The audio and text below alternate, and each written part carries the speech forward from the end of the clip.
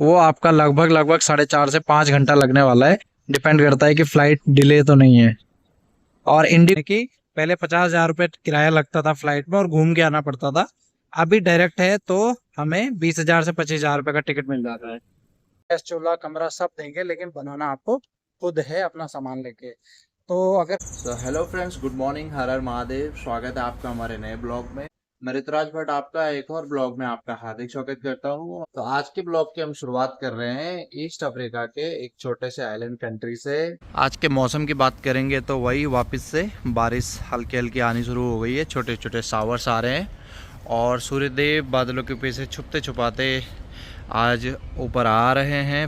सो आज के इस ब्लॉग की कंप्लीट जर्नी में मैं आपको बताऊंगा कि अगर आप आइलैंड और बीचेस घूमने के शौकीन हैं तो आप इस कंट्री में कैसे पहुंच सकते हैं, और अगर आप यहां पर आना चाहते हैं तो आपको कितना पैसा खर्च करना पड़ेगा, और कैसे आप यहां पर खाना खाओगे, कहां आप रहोगे, किस तरीके से आप यहां पे अपना एक हफ्ते की जर्नी को कंप्लीट करोगे।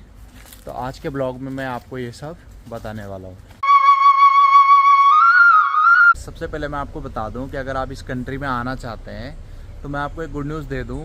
इस कंट्री में आना वीज़ा मुफ्त है, यानी कि आपको किसी भी प्रकार का कोई भी वीज़ा लेने की ज़रूरत नहीं है। वीज़ा ऑन अराइवल है, जब आप एयरपोर्ट पे पहुंच जाते हैं तो वहां पे आपको वीज़ा मिल जाता है।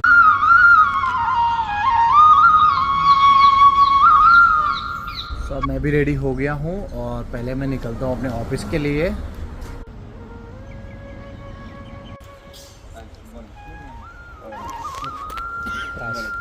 you did not catch with the location, huh?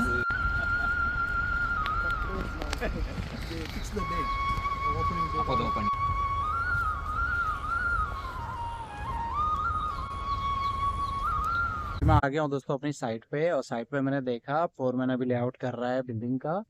तब तक मैंने सोचा आपको इस कंट्री के बारे में और इन्फॉर्मेशन दे दूँ। सबसे पहले बता देता हूँ कि यहाँ पर कौन कौन लोग आ सकते हैं। नंबर एक, वो लोग जो जिनकी नई नई शादी हुई है तो वो हनीमून पैकेज यहाँ का बुक करा सकते हैं। हनीमून कपल्स यहाँ पे बहुत ज़्यादा आते हैं दोस्तों। अगर एक फ़्लाइट इंडिया से यहाँ पे आ रही है तो उसमें कम से कम 10 से 20 कपल्स ऐसे होंगे जो हनीमून ट्रिप पे जा रहे हैं। और यहाँ पर वो लोग भी ज़्यादा आते हैं जिनको वाइट सैंड बीचेस ज़्यादा पसंद है, जिनको समुद्री इलाके कोकोनट बीचेस ज़्यादा पसंद है, और साथ में माउंटेन्स जिनको ज़्यादा पसंद है। आप शिप में ट्रैवल करना चाहते हैं तो इस तरीके की लाइफ अगर आपको जर्नी जीनी है तो उसके लिए भी ये कंट्री बहुत अच्छी है। इस तरीके के चीड़ के पेड़ दोस्तों आपको हमारे उत्तराखंड में आराम से दिख जाएंगे। अगर आप प्रकृति से बहुत प्रेम करते हैं तो आप भी यहाँ पर आ सकते हैं, क्योंकि यहाँ पर वो लोग भी ज़्यादा आते हैं जिनको प्राकृतिक चीज़ें ज़्यादा पसंद है। सुबह उठोगे ना दोस्तों इस कंट्री में तो चिड़ियों की चहचहाट आपको बार बार सुनाई देगी।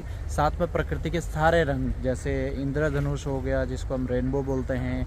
हर समय बारिश की वजह से आइलैंड को सुंदर होना, शानदार शानदार पाम ट्रीज़ के आइलैंड यहाँ पर बने हुए हैं, और कोक ट्रीज़ इस कंट्री के बीचेस की खूबसूरती को और ज़्यादा निहार देता है। अगर दोस्तों मैं बात करूं कि आप इस आइलैंड पे कैसे कैसे पहुंच सकते हैं, इस आइलैंड का सबसे पहले मैं बता देता हूं। ये जो कंट्री है इसका नाम है सेसिल।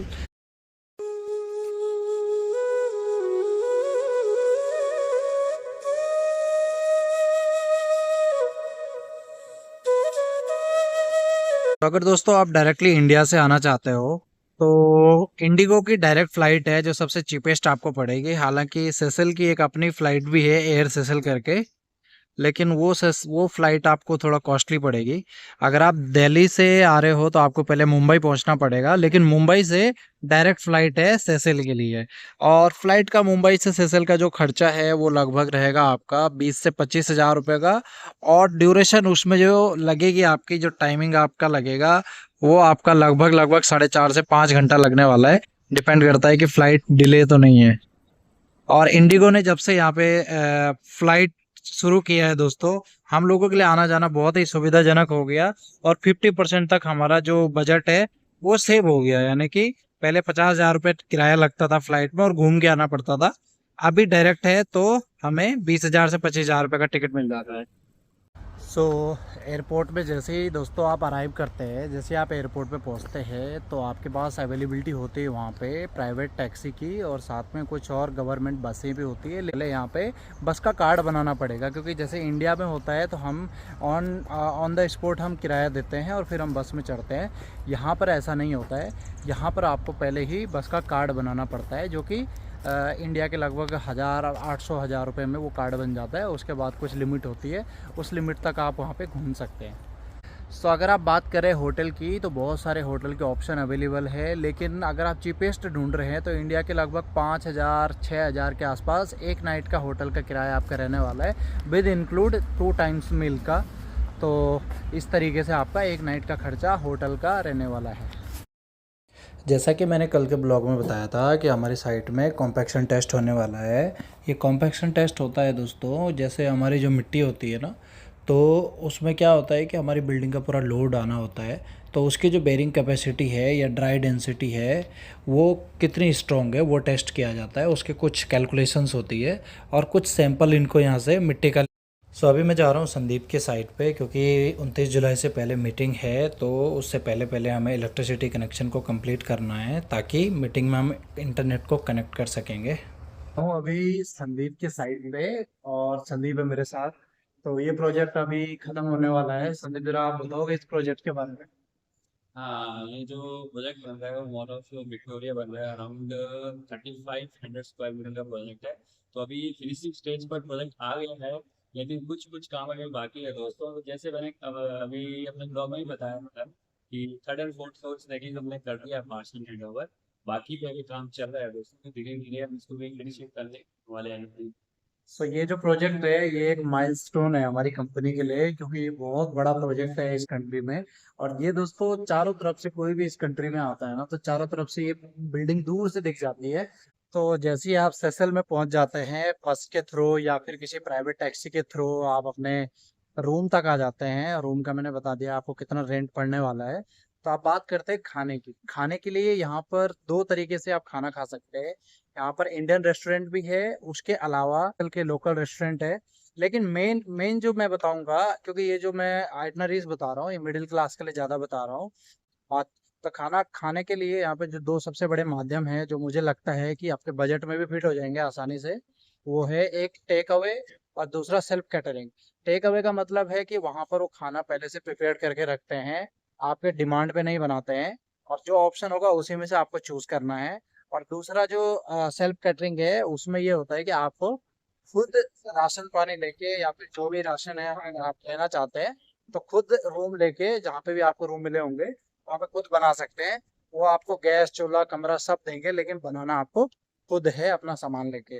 तो अगर खाने की मैं बात करूँ, तो खाने का जो एक दिन का एक प्रति व्यक्ति जो खर्चा आने वाला है, अगर आप नॉर्मल खाना खाते हैं तो 1000 से 1500 रुपये इंडियन मनी एक दिन का खर्चा आने वाला है। चलो ठीक है, ओके मिलते हैं। सो संदीप की साइट से केबल चेक करने के बाद मैं सीधा निकल गया हूँ अपनी साइट के लिए। सो लगभग सारी आइटम्स मैंने कवर कर दी है आज की वीडियो में, कि आप यहाँ पे कैसे आ सकते हैं अगर आप इंडिया से आ रहे हैं, और जैसे आप एयरपोर्ट आते हैं तो वहाँ से आप किस माध्यम के थ्रू होटल में जा सकते हैं। होटल आप booking.com और बहुत सारी एप्लीकेशंस है उनसे आप बुक कर सकते हो। उसके अलावा खाना आप कहाँ कहाँ खा सकते हो मैंने आपको बता दिया है। और लास्ट में सबसे ज़्यादा इम्पोर्टेंट, कि आप कहाँ कहाँ यहाँ घूम सकते हो। तो वीडियो की स्टार्टिंग में मैंने आपको बताया था कि बीचेस हो गए, coconut tree palms tree beaches हो गए, या फिर यहाँ पे कुछ क्लब्स भी हैं, मॉल्स हैं और हाइकिंग के लिए। और सबसे ज़्यादा इम्पोर्टेंट, यहाँ पे 115 आइलैंड्स का ग्रुप है ये कंट्री। तो 115 आइलैंड में से जो 4-5 आइलैंड है जहाँ पर आप घूमने जा सकते हो। उसके अलावा कुछ ऐसे बोट्स भी हैं जो सुबह आपको लेके जाएंगे और शाम को आपके ड्रॉप पॉइंट पे ड्रॉप कर देंगे। और कुछ 1200 से 1500 सेसल मनी, यानी कि 8 से 10 हज़ार इंडियन रुपीज़ वो आपसे लेंगे, लेकिन उसी में खाना पीना पूरा एंजॉय कराएंगे, स्कूबा ड्राइविंग वगैरह वो सब। आप जितने भी समंदर के अंदर से समंदर के ऊपर स्पोर्ट्स होते हैं, वो सारी एक्टिविटीज़ आप यहाँ पे कर सकते हैं। लास्ट में मैं आपको बता देता हूँ कि टोटल सेसल घूमने का जो खर्चा है वो लगभग लगभग दोस्तों इंडिया का 12 से 13 हज़ार रुपये एक दिन का खर्चा आपका आने वाला है यहाँ पे।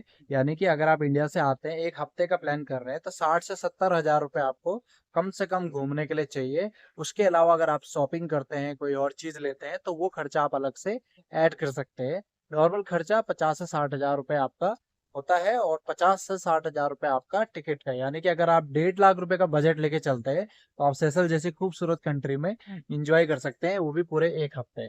दोस्तों मैं निकल रहा था अपने घर को, क्योंकि आज साइट क्लोज कर दी है मैंने, लेकिन तभी मैंने देखा क्रिकेट ग्राउंड में आज लड़कियों का मैच चल रहा था।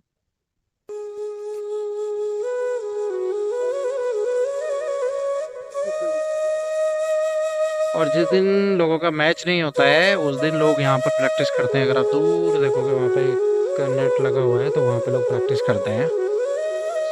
चलिए दोस्तों, शाम हो चुकी है और सूर्यदीप भी अब छुपने वाले हैं, तो इसी के साथ हमने अपनी साइट को भी क्लोज कर दिया है और मेरे को जाना है कहीं और, इसलिए अपना ब्लॉग आज जल्दी मेरे को समाप्त करना पड़ रहा है। तो चलिए दोस्तों, आज का ब्लॉग मैं यहीं पे समाप्त कर रहा हूँ। उम्मीद है कि जो जो आइटनरी मैंने आज आपको बताई कि कितना खर्चा आपका आने वाला है अगर आप सेशल घूमना चाहते हैं। अगले वीडियो में हम बात ये करेंगे कि आपको कैसे कपड़े रखने हैं और कैसा यहाँ पे वेदर रहता है। तो चलिए दोस्तों, तब तक के लिए टाटा बाय बाय।